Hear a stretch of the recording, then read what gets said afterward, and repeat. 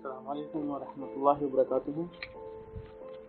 تو time landers کا ایک چھوٹا سا مختصر سا میں آپ لوگ کا زیادہ ٹائم نہیں لوں گا تو اس کا تھوڑا سا انٹروڈکشن دے دوں. تو پھر وہ ہے کیا بیسیکلی, تو اس کے بعد پھر تھوڑا سی ایک آدھ ایگزامپل, پھر انشاءاللہ وائنڈ اپ کرتے ہیں اس کو. تو ٹائم لینڈرز ایک پاکستان کی آرگنائزیشن ہے, ٹائم لینڈرز کے نام سے, TIMELENDERS, ٹھیک ہے. تو یہ کس طرح وجود میں آئی, سلیمان احمد اس کے بانی ہیں, فاؤنڈر ہیں. اور وہ جو ہیں وہ میں مختصر سا بتاتا ہوں, بڑی لمبی اسٹوری ہے جس میں وہ انہوں نے کچھ پاکستان میں کچھ تعلیم حاصل کی, پھر کیڈٹ کالج سے پھر وہ چلے گئے امریکہ, اور امریکہ میں وہاں پہ وہ امریکن فوج کے ساتھ منسلک رہے ان جگہوں پہ جہاں پہ وار ہوتی تھی. تو آفٹر وارز جو تھے وہ کیا کہتے ہیں ان کو نا, جب وار جہاں پہ ہو جاتی ہے نا تو وہاں پہ وہ لوگ بہت ہی ڈی موٹیویٹڈ لوگ ہوتے ہیں, ٹھیک ہے, کیونکہ وہاں نہ اسکول ہوتا ہے, نہ ہیلتھ کیئر ہوتی ہے, نہ کھانے پینے کی صحیح. تو وہ لوگ وہاں جب جا کے ریہیبلیشن کا کام کرتے تھے, ان کو موٹیویٹ کرتے تھے, ان کو زندگی گزارنے کا, ان کو پھر سے الائیو کرتے تھے ان لوگوں کو, ٹھیک ہے, اور ویژن دیتے تھے, اور اسکولنگ اور ہیلتھ کیئر اور ویژن, اور ان کو موٹیویٹ کرتے تھے. تو وہ بتاتے ہیں اپنی, ان کی ایک بک ہے اس میں لکھتے ہیں وہ کہ بوسنیا کی جنگ تھی تو یہ لوگ وہیں پہ ریہیبلیشن کا کام کر رہے تھے. تو اتفاق سے کیا ہوا کہ یہ لوگ پکڑے گئے, اگینسٹ جو بھی آرمی تھی انہوں نے پکڑ لیا, اور پھر یہ ہوا کہ اگلے دن ان کا ایگزیکیوشن ڈے تھا کہ ان کو پھانسی ہونی تھی.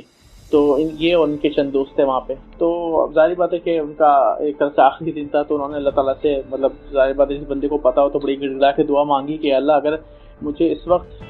یہاں سے بھاگنے کا یا جانے کا موقع مل گیا تو میں انشاءاللہ اپنی زندگی اسلام کے نام پہ وقف کر دوں گا. اور پھر اتفاق ایسا ہوا کہ ان کو وہاں سے وہ لوگ بھاگنے کا موقع مل گیا, اور پھر وہ لوگ آ گئے پاکستان. تو قصہ مختصر یہ ہے کہ انہوں نے پھر جو ہے, کیونکہ ان کے پاس جو وہاں پہ جو انگریز یا امریکن ہیں, ان کے پاس یہ والے اسکلس ہیں, ٹھیک ہے, یہ ہمارے پاس نہیں, ان کے پاس ہیں. تو انہوں نے کیا کیا, ان کے وہ اسکلس لے کے, اور اپنا ہمارے پاس پورے دین اسلام ہے, ٹھیک ہے, تو اس کو آپس میں مرج کیا, اور پھر ایک بڑی زبردست آرگنائزیشن اسٹارٹ کی کہ جس کے اپنے کہ وہ لوگ جو ویژن سیٹ کرتے ہیں وہ دنیاوی لحاظ سے سیٹ کرتے ہیں. تو انہوں نے کہا کہ ہم لوگ ویژن سیٹ کریں گے دینی لحاظ سے سیٹ کریں گے, ہم لوگ موٹیویٹ ہوں گے اگر تو دینی لحاظ سے موٹیویٹ ہوں گے. اور جب انہوں نے اور تحقیق کی تو پتہ چلا کہ جو ہمارے آبا و اجداد تھے, تو جنہوں نے جو ہے وہ اسپین اور پوری دنیا میں حکومت کی ہے, تو وہ لوگ ان کے پاس تو پورا فریم ورک تھا, وہ لوگ ایسی ویژنری لوگ تھے, موٹیویٹڈ لوگ تھے, ویژنری لوگ تھے, ان کا ایک ویژن تھا, اس کے تحت کام کرتے تھے, اور ان کے پاس فریم ورکس تھے. کیونکہ ابھی تک میں وہی بتاتا چلوں کہ جس سے ابھی تک جتنی بھی میں نے کافی درس بھی لیے ہیں, اور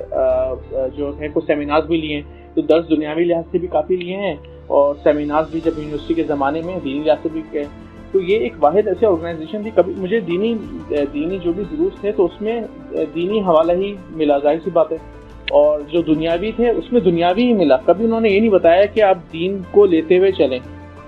تو انہوں نے جو ہے ایک بڑا اچھا اس کو مرج کیا, اور فریم ورکس ایسے بتائے, کیونکہ جب بھی آپ بہت سارے اسپیکرز ہیں وہ موٹیویشنل کی باتیں کرتے ہیں تو وہ بس باتیں کر کے چلے جاتے ہیں. انہوں نے کیا کیا, انہوں نے ایک فریم ورک دیا کہ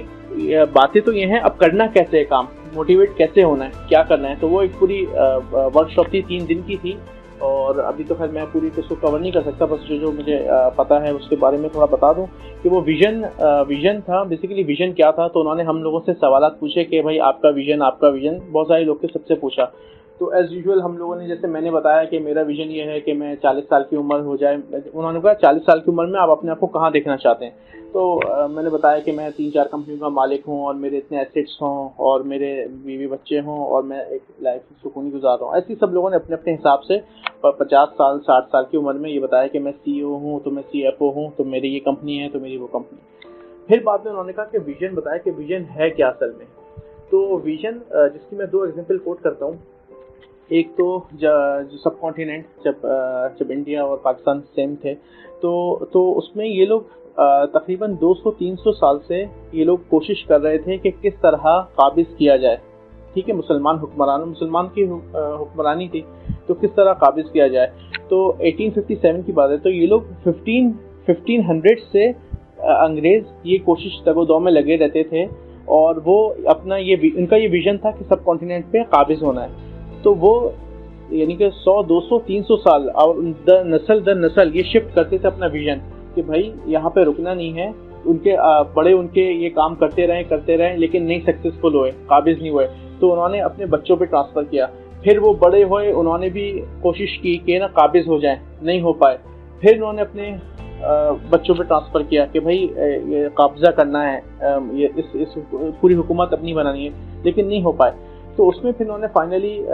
جو کتاب میں لکھا ہے کہ اس کتاب کا نام ہے لاسٹ مغل کے نام سے ہے, تو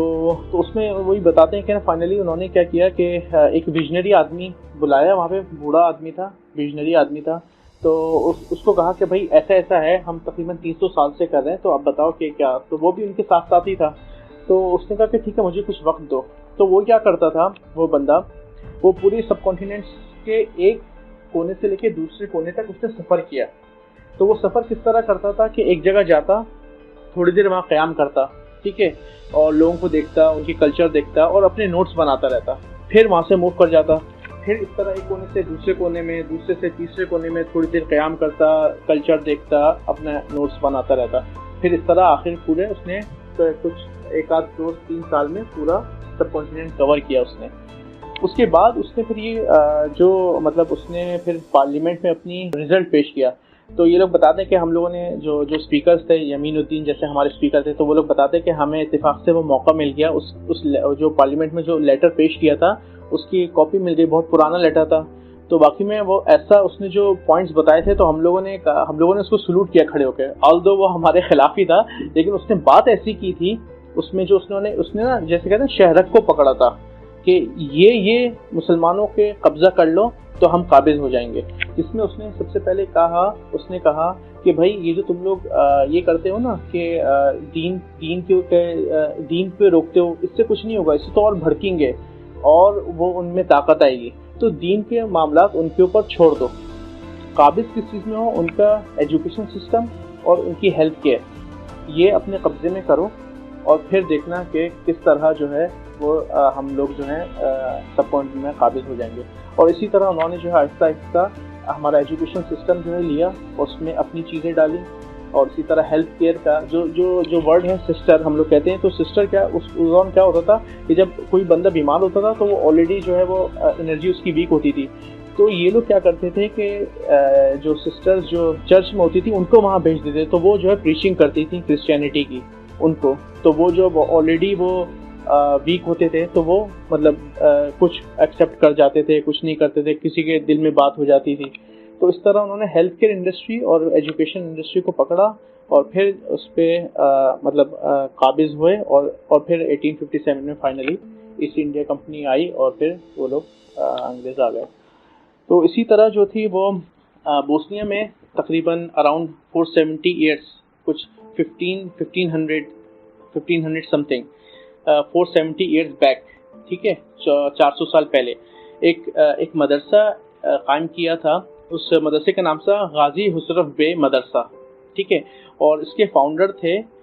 گرینڈ سن آف ترکش سلطان جن کا نام تھا غازی حسرف بیگ, ٹھیک ہے. یہ بوسنین تھے تو ان کا نام ایسے غازی حسرف بیگ تھا, ٹھیک ہے, مسلمان تھے. تو انہوں نے ایک مدرسہ قائم کیا تھا. تو اس وقت ان کا ویژن یہ تھا کہ نا یہ مدرسہ ایسا ہونا چاہیے کہ اس میں علماء نکلیں اور لیڈرز نکلیں جو کہ مطلب حکومت کریں دنیا پہ, ٹھیک ہے. اور خاص طور سے بوسنیا کے حالات بڑے وہ تھے, تو بوسنیا کے لیے مطلب کہ پورا اسلامک جو ہے وہ پورا اسلام مطلب چاروں طرف پھیل جائے. تو ان کا یہ ویژن تھا. تو اس ویژن کے تحت انہوں نے اس کی فاؤنڈیشن رکھی, ٹھیک ہے. اور تو 470 سال میں وہ پنپتا گیا اور اس میں بہت سارے علماء بھی نکلے اور جو انہوں نے دین کا کام کیا. تو اسی مدرسے سے جب بوسنیا پہ تقریباً 5 سے 6 بار اٹیک ہوئے, جس میں ایک بار 1883, ایک بار 1992, 1945, 1960. تو جو بوسنیا کو بچانے والے تھے وہ اسی مدرسے کے طالب علم ہوتے تھے, یہ ایسی مدرسے سے پاس آؤٹ ہوا کرتے تھے, کیونکہ وہ فاؤنڈیشن انہوں نے ایسی رکھ دی تھی ویژن کی کہ نا ان لوگ کا وہ مائنڈ سیٹ ویسا ہوتا تھا کہ بھائی ملک کو بچانا ہے یا اسلام کو بچانا ہے. تو ہر دفعہ جب بھی بوسنیا کو ایشوز آئے, کوئی اٹیک ہوا, تو وہ لوگ باہر نکل کر آئے جو کہ اس مدرسے سے فارغ التحصیل تھے. تو بات اگین وہی ویژن کی, انہوں نے 470 سال پہلے انہوں نے تو وہ مدرسہ صرف اس کی بنیاد رکھی تھی, مدرسہ قائم بھی نہیں ہوا تھا, مدرسہ رننگ میں بھی نہیں تھا, صرف بنیاد رکھی, ویژن دیا لوگوں کو وہاں کے, اور پھر وہاں سے جو ہے وہ اور اس مدرسے نے ایسے لوگ پروڈیوس کیے جو کہ ہمیشہ آگے آئے اور بوسنیا کو جو ہے وہ انہوں نے مطلب سیکیور کیا، جس میں سے جو لاسٹ تھے وہ ان کا نام تھا علیجا عزت بیگووچ، جو کہ مشہور تھے، اور انہوں نے کیا کہتے ہیں بہت ہی ایک جب پیس کانفرنس ہوئی تھی 1992-1993 میں، تو امریکہ نے کہا تھا کہ ہم لوگ پیس چاہتے ہیں آپ کے ملک میں، تو ہم لوگ کو آنے دیں، ٹھیک ہے، ہم لوگ کنٹرول کریں گے سب، ایجوکیشن، ہیلتھ کیئر اور سارے سیکٹر آپ کے کنٹرول کریں گے، پیس ہو جائے گا، فوجیں ہٹا لیں گے، اور لیکن حکومت ہم لوگ کریں گے، آپ لوگ ہمارے تابع ہونا۔ تو عزت بیگووچ کی ایک بہت ہی ہسٹوریکل اسٹیٹمنٹ تھی، تو انہوں نے کہا تھا کہ we will choose certainty of war rather than the uncertainty of peace، کہ ہم certainty of war so we will fight, کہ ہم لڑیں گے کیونکہ ہم جو ہیں وہ سرٹینٹی آف وار چاہتے ہیں، بجائے کہ پیس ہو لیکن انسرٹینٹی ہو اس میں، کہ ہم غلام ہوں بیسیکلی اس میں۔ تو بس یہ ہے کہ انشاءاللہ، اور اس میں یہ ہے کہ یہ ان کی بک ہے اور باقی ان کی ویب سائٹ ہے، تو آپ لوگوں کو ابھی موقع ملے تو دیکھیے گا، کہ ٹائم لینڈرز کے نام سے ان کی ویب سائٹ ہے، جس میں یہ لوگ جو ہیں وہ اس کے علاوہ بھی یہ لوگ جو ہے جو بڑی بڑی کمپنیز ہیں ان کے بھی ویژن سیٹ کرتے ہیں، جیسے دبئی کی بڑی مشہور اتصالات کمپنی ہے، تو انہوں نے ان کا ویژن دیا ان کو، اور اتصالات اس سے گرو کری، بہت اچھی گرو کری، اور اس میں خالی ویژن میں یہ نہیں تھا کہ دنیا میں نہیں تھی، انہوں نے بڑا زبردست، مجھے تو فرسٹ ٹائم بڑی حیرت تھی کہ اسلامک پوائنٹ آف ویو سے ان کا ویژن دیا کہ بھائی مطلب امپلائیز ہیں وہ غلام نہیں ہیں، ٹھیک ہے، تو ان کی کیئر کرو، مطلب ان کی کیئر کرو، ان سے پوچھو، مطلب بہت جیسے ہمارے اسلام میں ہے بیسیکلی۔ تو بس یہ ہے انشاءاللہ آج کا، تو انشاءاللہ نیکسٹ میں انشاءاللہ تھوڑا اور اس پہ گفتگو ہوگی، تو جزاک اللہ خیر، السلام علیکم ورحمۃ اللہ وبرکاتہ۔